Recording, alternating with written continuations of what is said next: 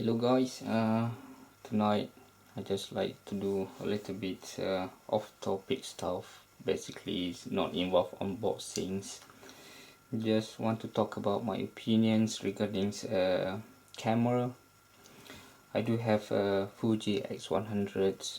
I love the camera very much. I do like it. I think it's money well spent here, roughly around £800. You can check my Fuji X100 video on the channel. I own this one roughly around I think half a year now, more or less, or probably less than that. Sorry. Fuji X100 I think is the most hyped camera announced by Fuji. Fixed focal length around 35 mm's equivalent. It's supposed to be around 24. It's good for portrait. It's good for, I think it's street photography. Not really good for landscape because it's not wide enough. A little bit struggle. It doesn't have zooming capability, not at all. So that's the great thing about the camera. When I used to have a DSLR, I changed all the lens few times, you know, try to get a zoom lens, telephoto lens, whatever lens it is, you name it. So I just took all the picture. But with this one, I need to roughly to think what I should take. I need to have like one step ahead to plan carefully what I should take on, you know, when I going out taking a photo. So if you see this one, the construction of Fuji X100, I think everyone know about it. It always in the case. I look after my camera, so I make sure it's always in the case. Any case, if I drop it or whatever happened to it, it's still protected.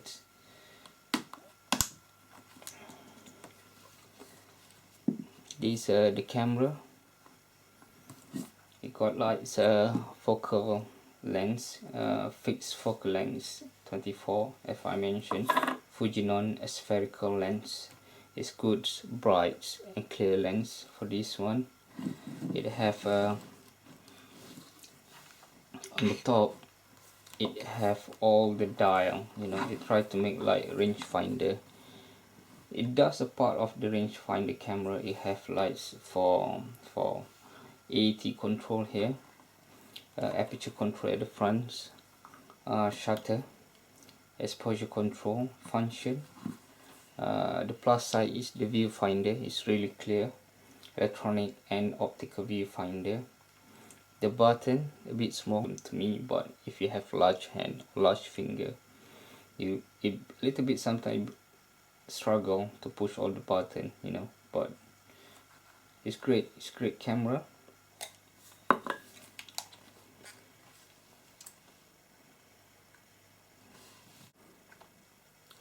If you see in this video, you need quite a little bit of distance if you want to focus it. If you want to focus it near to the subject, you need to turn on to the micro. So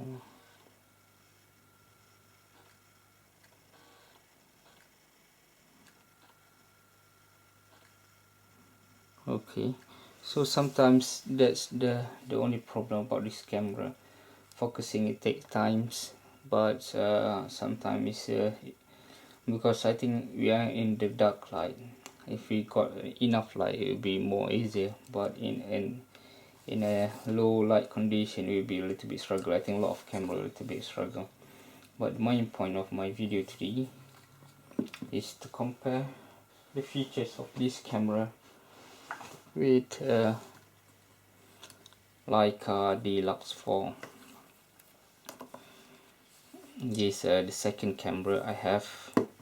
I sold my DSLR and then I bought a Leica D-lux 4. The reason is I like to take a discreet picture around. I don't like to carry DSLR because it's too big, too bulky for me. and sometimes people feel intimidated or a little bit distracted when you try to take the picture. Especially in UK, it's hard to take a people picture on the street. They have a law, so you need to be careful. They can sue you. It's not like in my country, like Malaysia. It doesn't have it does have a law, but the law is not really implemented, so you can take any picture you like.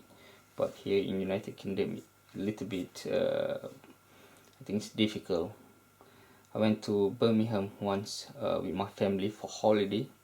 In the shopping complex, I took a photo of my family, and then the security come and asked me, please stop taking picture. I said I took a picture of my family for vacation, but they asked me to stop it.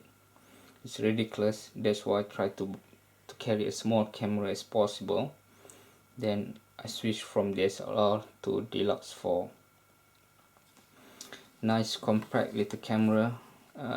It's expensive because during that time you can get I think LX3 Panasonic, the same features, half of the price. I bought this one for 550. I got the custom grade. I don't know whether you can see or not. It's a custom grade.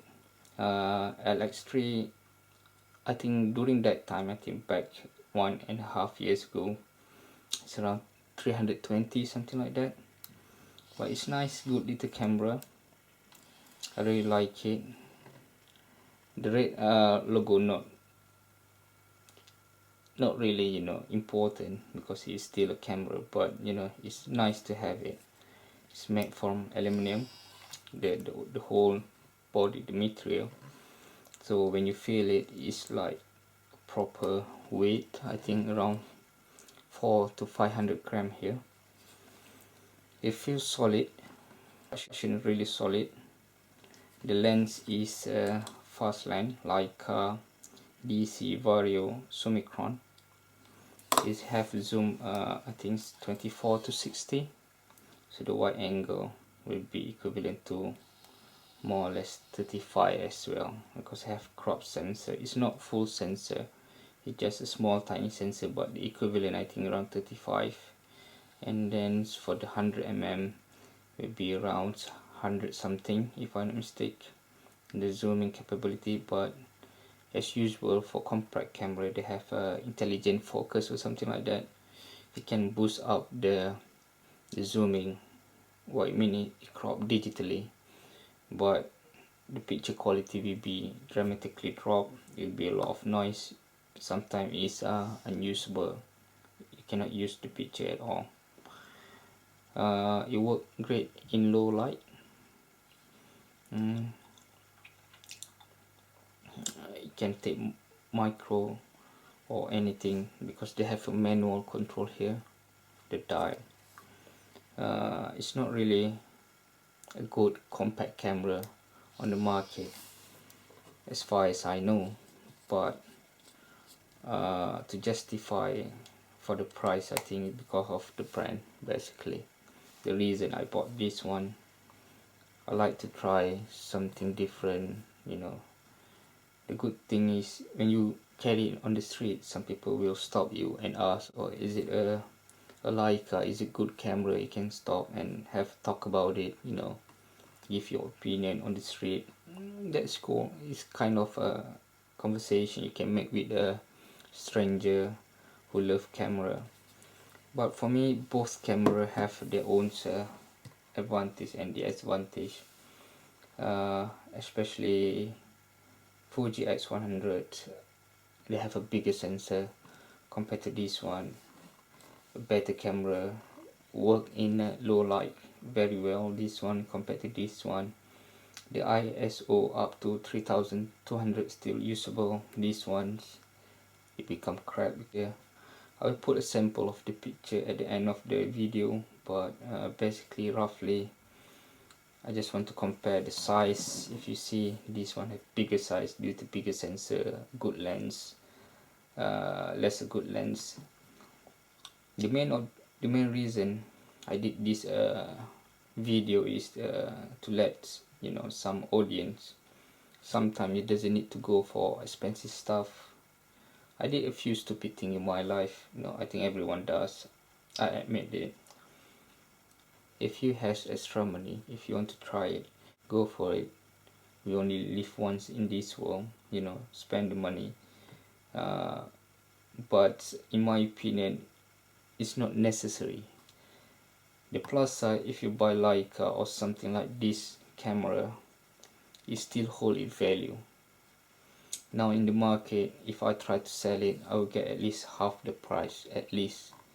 If I go for private, buyer or something, probably can get at least minimum £400, because it still have warranty for 3 years warranty from Leica. So the Leica service plus there. For Fuji, when it's first released around £1,000, it getting down day by day. But I believe if you hold to this camera the next 4-5 years, you still get your money back, because DSLR, they're coming out every year. They produce every DSLR camera, they upgrade every time. You lost your money dramatically. But in this sense, if you put your money into a camera, it will hold some value, depend on the camera itself. If you see some old Leica stuff or Fuji camera or Canon, the old stuff, some film stuff or Polaroid camera, it still have its own value, because it become vintage. You never know. I always mention in my video, people collect crazy thing, people did crazy thing, stupid thing. You never know, one day you might have something that probably worth a good money. You never know. Do check out my other video about the camera. I put a sample of the photo at the end, basically just to share the camera that I have, basically to talk about the device, not really much, but some overview or something, my opinion. Okay guys, good night. I hope you have a nice Boxing Day today, and enjoy the rest of your holiday. Bye bye.